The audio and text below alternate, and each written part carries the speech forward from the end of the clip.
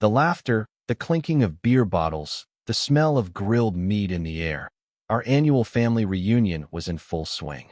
Kids ran around barefoot on the grass. Old uncles swapped exaggerated fishing stories. And my wife, Emily, played the perfect hostess, smiling and laughing as if she weren't the most treacherous person in this whole damn backyard.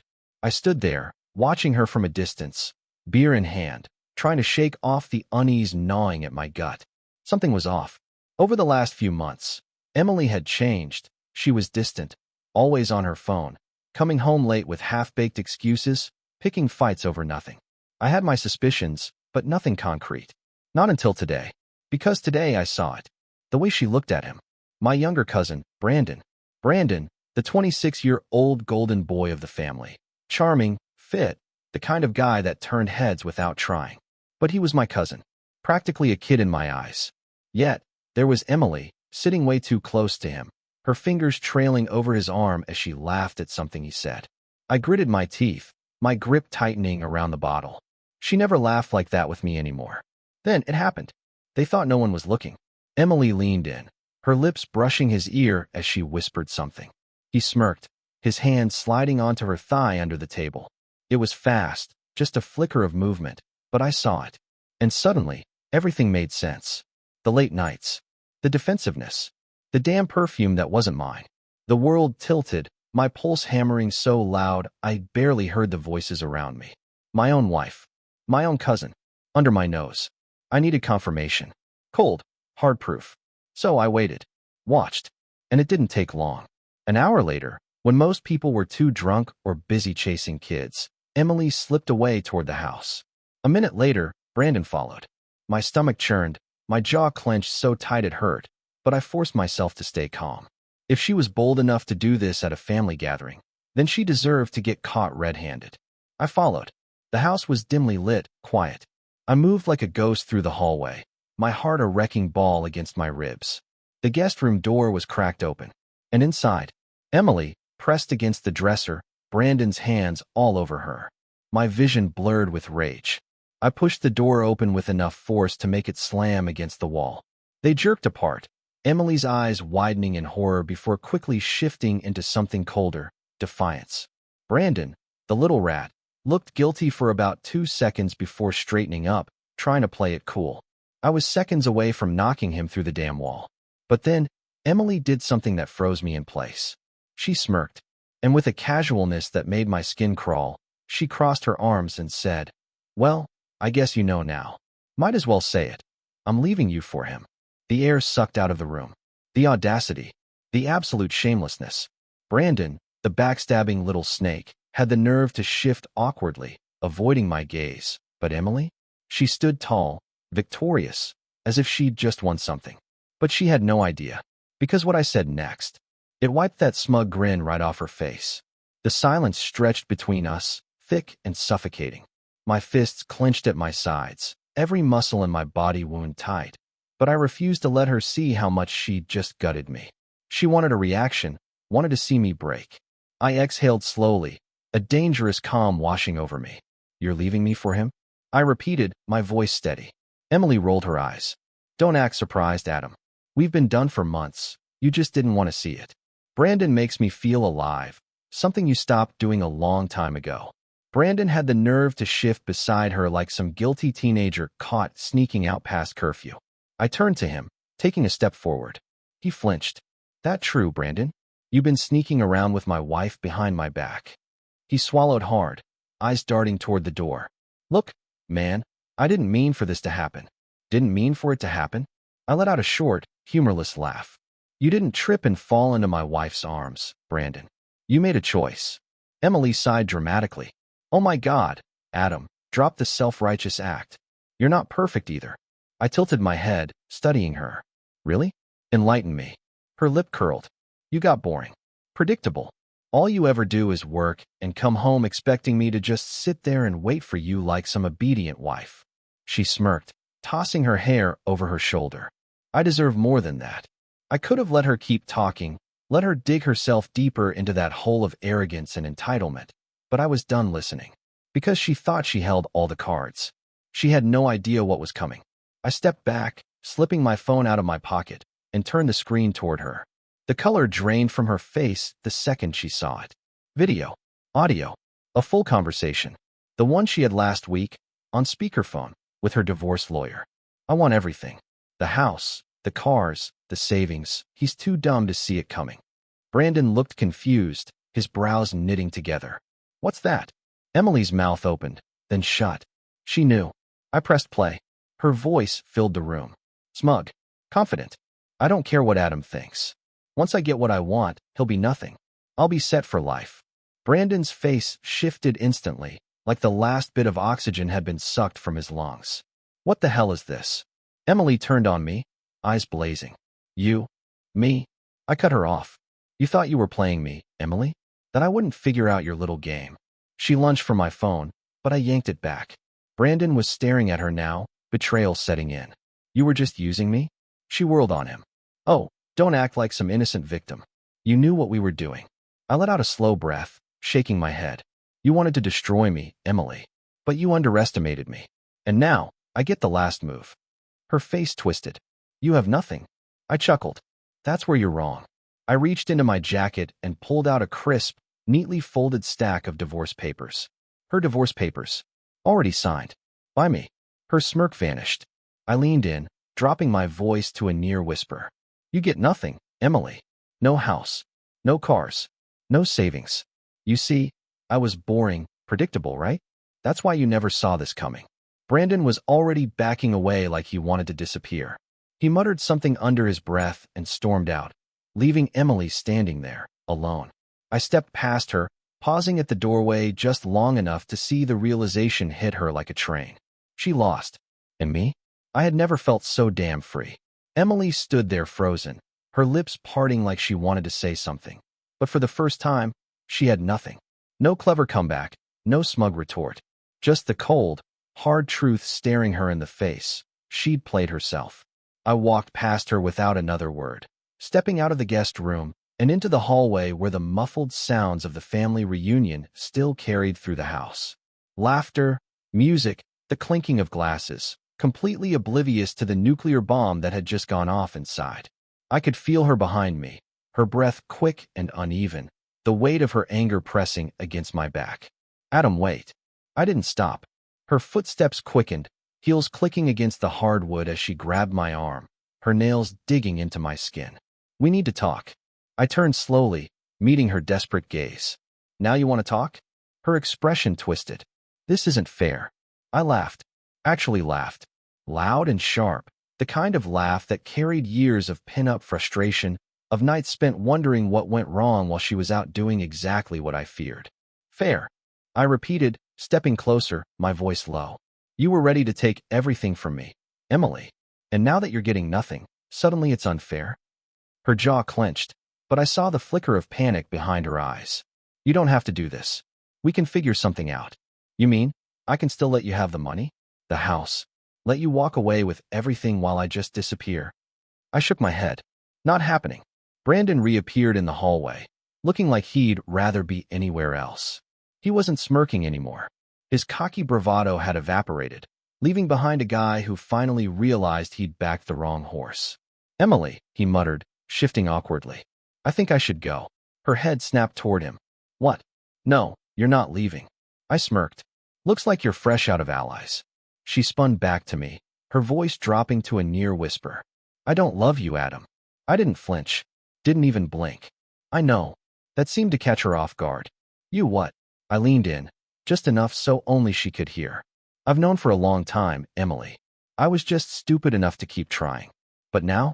Now I'm done. The words hit harder than anything else I could have said. She wasn't expecting that. She wanted me to beg, to fight, to scream. Instead, I just walked away.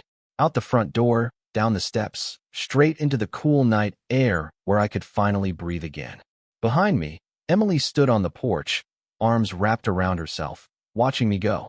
But for once, I didn't care. Because she was right about one thing. She didn't love me. And I didn't love her anymore either. I was free. I got into my car, gripping the steering wheel so hard my knuckles turned white. My pulse was still pounding in my ears, adrenaline still flooding my veins. But beneath it all, there was something new. Relief. I stared at my own reflection in the rearview mirror. My own face looked different somehow, like I had aged and shed years all at once. I had walked into that reunion with a wife, a marriage, and a future I thought was certain. I was leaving with none of it, and somehow, that felt like a win. My phone buzzed in my pocket. I already knew who it was. Emily. I let it ring, watching her name flash across the screen before finally silencing it. She was panicking now. The control she thought she had was slipping through her fingers, and she was grasping at anything she could to pull herself back up. I wasn't letting her. Brandon had already bolted. I knew his type. He liked the chase, the excitement of sneaking around, but now that it was out in the open, he'd realized he just burned his own bridge for a woman who had planned to bleed him dry too. Pathetic. The next call came through. This time, it was my brother. I exhaled slowly before answering. Yeah. Adam, man. His voice was hesitant, careful. They already knew. Look, I don't even know what to say. I mean, your wife and Brandon? At the reunion? I chuckled, rubbing a hand over my face. Yeah. Hell of a night, huh? Jesus, man. I knew Emily was a piece of work, but with Brandon? That's some next-level garbage. I could hear voices in the background, family murmuring, whispering, people finally putting the puzzle pieces together now that the truth was out. Listen, he continued. You need a place to crash tonight? I don't want you going back there. I glanced at the house in my rearview mirror, its warm glow suddenly foreign to me. That wasn't my home anymore. Nah, I said. I'll figure something out. He hesitated. You good? For the first time in a long time, I didn't have to lie. Yeah, I said. I think I am. I hung up and put the car in drive, pulling away without looking back. Emily might have thought she was tearing my world apart, but she didn't realize something. She just set me free. I drove without a destination, the streets blurring past as my mind replayed everything. The smirk on Emily's face, the betrayal in Brandon's, the way the entire family had started to whisper the moment the truth spilled out. I should have been angry. Hell, I should have been furious, but all I felt now was clarity. She had done me a favor. I pulled into an empty parking lot, letting the engine hum as I leaned back in my seat. The silence felt different. Lighter. No more coming home to her cold stares. No more guessing what lie she'd spin next. No more pretending. The phone buzzed again. I sighed, expecting Emily. But this time, it was my mother. I answered. Adam, honey, are you okay? She already knew. The whole family probably did by now. Word traveled fast, especially when it was this messy. I'm fine, Mom. She hesitated, then sighed. I just can't believe she'd do this. And with him, your own cousin. I let out a breath, rubbing my temple. Yeah, guess she really wanted to humiliate me. She humiliated herself. My mom shot back, voice sharp. Everyone saw what she really is tonight. I smirked. That part, at least, was true. Emily had strutted into that reunion thinking she was untouchable, that she could play her little games and walk away with everything. Instead, she got exposed. She'd lost. Are you going home? Mom asked. No, I said simply. Not tonight. There was a pause. Good. You shouldn't go back there. She doesn't deserve to have you under the same roof. We talked for a little while longer, but I could tell she was more upset than I was. By the time I hung up, something in me had settled. I wasn't just walking away from Emily. I was done with all of it. The lies, the manipulation, the twisted games. I scrolled through my contacts, found the number I hadn't dialed in a while, and hit call. The voice on the other end picked up after 2 rings. Adam. Damn, man, it's been a minute. I exhaled, a slow grin forming. Yeah, it has. You still in town? Yeah, why? You finally ready to stop being a hermit? I laughed. Something like that. Let's grab a drink. There was a pause, then a chuckle. About damn time. I hung up, put the car in gear, and pulled out of the parking lot. Emily had thought she was writing the end of my story. She had no idea. This was just the beginning. The bar was dimly lit, the kind of place where no one asked questions, and the whiskey poured heavy. Just what I needed. I spotted Jake immediately, sitting in a booth near the back, nursing a beer. He looked up as I approached, taking one look at me before shaking his head. All right, man, he said, motioning for me to sit. Tell me what the hell happened. I slid into the seat, exhaling sharply. Emily. Brandon. Family reunion. You can put the rest together. Jake's brow shot up. Wait. Brandon? Your cousin Brandon. I gave a humorless laugh. Yep. Jesus, he muttered, rubbing his jaw. That's some next-level betrayal. How long? Don't know. Don't care, I said, signaling the waitress. Whiskey. Neat. Jake let out a low whistle. So what now? You torching everything? Going full scorched earth? I smirked. Already did. I told him about the divorce papers, about how I had flipped everything back on Emily when she thought she had me trapped. By the time I was done, Jake was grinning. Damn, he said. Didn't know you had that in you. Neither did she, I muttered, taking a slow sip of my drink. The weight of everything was still there, but it was shifting. Not an anchor dragging me down, fuel pushing me forward. Jake leaned back, studying me. You don't even seem pissed. I admitted. But now? She's not my problem anymore. He chuckled. Man, I wish I could have seen her face when she realized she lost everything. I thought back to that moment. The way her smirk had crumbled into something desperate, the panic in her eyes when she realized she had nowhere left to turn. It was satisfying, yeah, but it wasn't even about revenge anymore. It was about being free. Jake raised his beer. To new beginnings. I clinked my glass against his. To never being that blind again. As the night stretched on, I could feel it. The start of something different. Not just an ending. A whole new life waiting to be lived. And this time, I wasn't letting anyone take it from me. The whiskey burned smooth on the way down, settling in my stomach like a slow fire.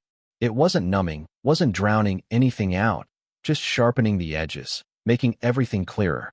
Jake took another sip of his beer, watching me over the rim. So what's next? I shrugged, rolling the glass between my fingers. No idea. But whatever it is, it's mine.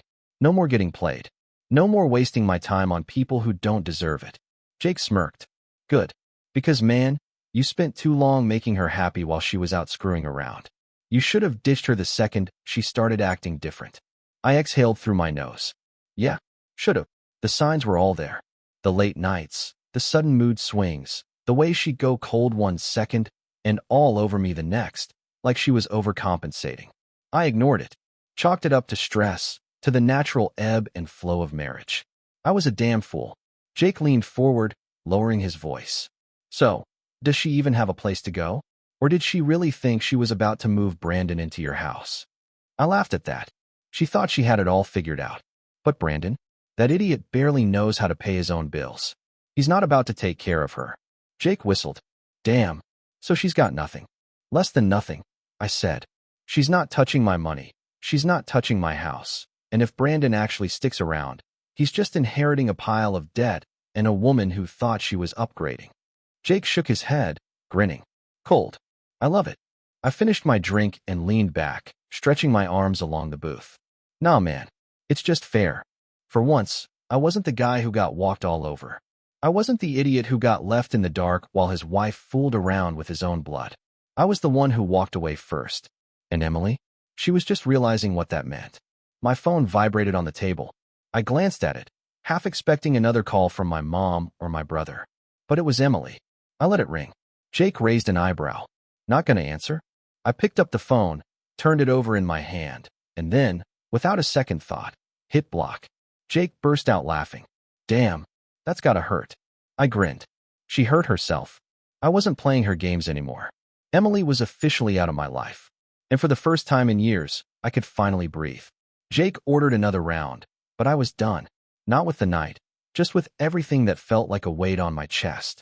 Emily. Brandon. The last few years of my life that now felt like a bad joke. I wasn't going to sit here drowning in it. I stood up, stretching my arms. I'm heading out. Jake raised an eyebrow. Already? Man, you should be celebrating. You just got out of the worst deal of your life. I smirked. Exactly. And I don't need to sit here getting wasted to feel it. Jake chuckled, shaking his head. Well, damn. You really are free. I tossed some cash on the table and clapped him on the shoulder. We'll catch up later. The night air was crisp, carrying the sounds of the city. Cars humming, distant laughter, the faint beat of music from a club down the street. It felt different, like the first real breath I'd taken in years. As I walked to my car, my phone buzzed again. I expected it to be my mom checking in. It wasn't. It was a text. From Emily. You can't just block me and walk away like this. We need to talk. Asterisk asterisk. I stared at the screen for a second, shaking my head. Talk. She'd already said everything she needed to say back at the reunion. She'd already made her choice. And now that she was realizing how deep she'd screwed herself, she thought she could pull me back in. Not happening. I deleted the text without responding, got into my car, and pulled onto the road. I wasn't angry anymore. I wasn't hurt. I was just done. And that was something Emily would never see coming. The road stretched ahead, dark and open, the streetlights casting long shadows as I drove. I had no real destination, just the need to move, to feel the weight of Emily's existence slipping off my shoulders with every mile. She thought she could drag me back into her chaos, that I'd entertain one last conversation, let her explain, let her twist reality like she always did. But I knew how it would go. She'd start off cold, pretending like she didn't care. Then she'd get angry, blaming me for her own mistakes. And when that didn't work, she'd turn desperate. Crocodile tears, half-hearted apologies, the classic, "you never paid enough attention to me" speech. I'd seen it before. I wasn't falling for it now. The phone buzzed again. Another text. I didn't even check. I knew it was her. Maybe she was realizing Brandon wasn't the golden ticket she thought he was. Maybe she was picturing her future now, without my house, without my money, without the comfortable life she was banking on. Maybe Brandon, that idiot, was already pulling away, realizing he'd inherited her mess instead of the upgrade he imagined. I almost felt bad for him. Almost. A laugh slipped out of me, sudden and unexpected. What a joke. I pulled into a gas station, stepping out to stretch my legs. The night was quiet. Only a few cars passing by, the distant hum of the city still alive behind me. I leaned against my car, taking it all in. This was it. The first night in years where I didn't have to check in, didn't have to wonder what kind of mood I was walking into, didn't have to brace myself for whatever lie Emily would spin next. I was free. The phone buzzed again. This time, curiosity got the best of me. I pulled it out, glancing at the screen. Emily ***, you're really just going to throw everything away? After everything we've been through? ***. I let out a breath through my nose, shaking my head. She still didn't get it. I typed back. Me ***, you threw it away first. Then, before she could reply, I did what I should have done years ago. Blocked her. For good. No more arguments. No more explanations. No more giving her the power to pull me back in. I got in my car, turned up the radio, and hit the gas. For the first time in years, I was driving towards something better. The road stretched in front of me, endless and open. No destination, no plan. Just me, the hum of the engine, and the quiet thrill of knowing that, for the first time in a long time, I owed no one an explanation. Emily was done. Out. No more texts, no more excuses, no more walking into my own home and wondering if she'd be there with some new lie already loaded and ready to fire. I pulled onto a quiet highway, rolling the window down to let the night air wash over me. It felt different. Cleaner.